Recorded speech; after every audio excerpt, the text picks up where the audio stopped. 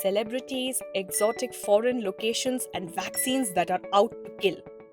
The world of fake news sure is colorful. Every major public event has an annoying younger sibling that follows it everywhere. This brat is called misinformation.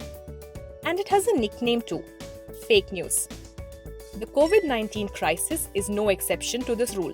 If you just go back and look at our work over the past few months, we have been releasing videos and writing fact checks on our website, debunking a lot of viral misinformation. So we decided to really examine these stories, and we began to see some patterns emerging out of them. These stories can be fit into 4 broad categories. Number 1, the thing that causes the blues, the disease itself. This category has subcategories like causes of the disease, its symptoms, and suggested cures. Various forms of meat have been held as agents of the disease, from chicken to mutton to beef. Also blamed for the spread of COVID-19 are dairy products. But what happens once the virus has entered the body? It causes disease and starts to display symptoms. Social media posts have told us that wet cough cannot be a symptom of COVID-19, as dry cough is listed as the main symptom. Not true, of course. Both these symptoms have been observed in patients who tested positive. After symptoms present themselves, we must seek treatment. And this comes in the forms of garlic, kalonji seeds, tea, gargling with salt water, steam inhalation. It's a really long list of home remedies that have not been approved by any medical authority. But now, the disease has moved out of our homes and has begun to explore the world. So, here comes the second category of coronavirus-related fake news: spread and aftermath. Many believe that nature will take revenge against humankind for all the harm we do to it. And it is this fury of the otherwise calming green mother that we see in this category. From a tragic photo of dead bodies lying strewn across a street in China, to Italians throwing away their cash because money couldn't save them from the pandemic, we saw several posts making false claims about several countries. And closer home, we had pictures of old suicides being passed off as people who killed themselves for not having food during the nationwide lockdown. And things took a really ugly turn when we decided to bring religion into it. While one community was accused of training people in mosques to sneeze in public, another was supposedly holding grand temple festivals with huge attendance despite the country being under lockdown. A few optimists tried to make things look better too. One post claimed that a certain flower bloomed after many years due to the reduced pollution during the lockdown. Does your heart skip a beat when you hear such a positive story? Don't bother, it's fake. Speaking of bleeding hearts, next up in the world of misinformation are public authorities, governments, and celebrities.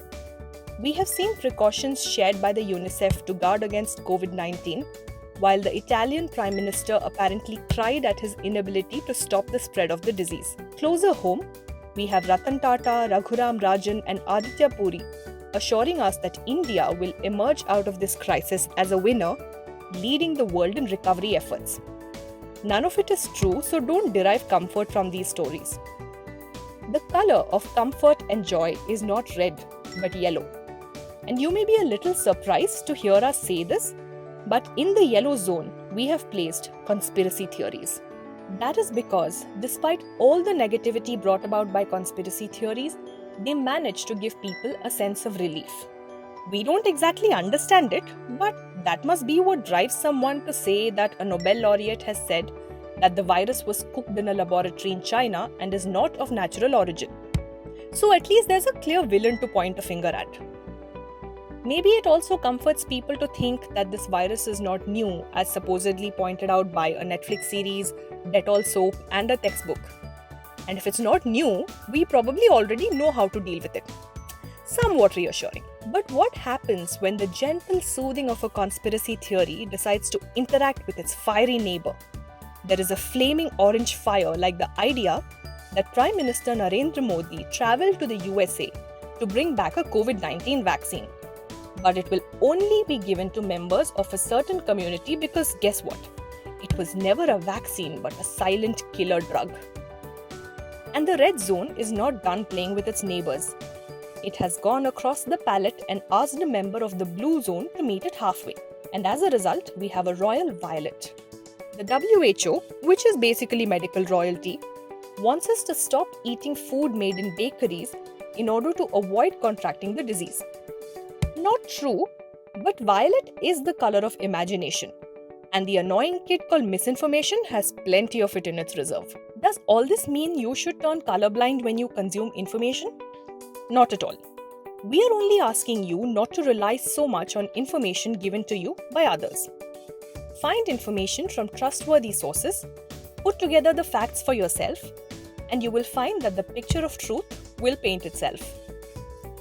If you found this video useful, do like and share it with your friends and family, and leave us a comment with your feedback. Thank you for watching.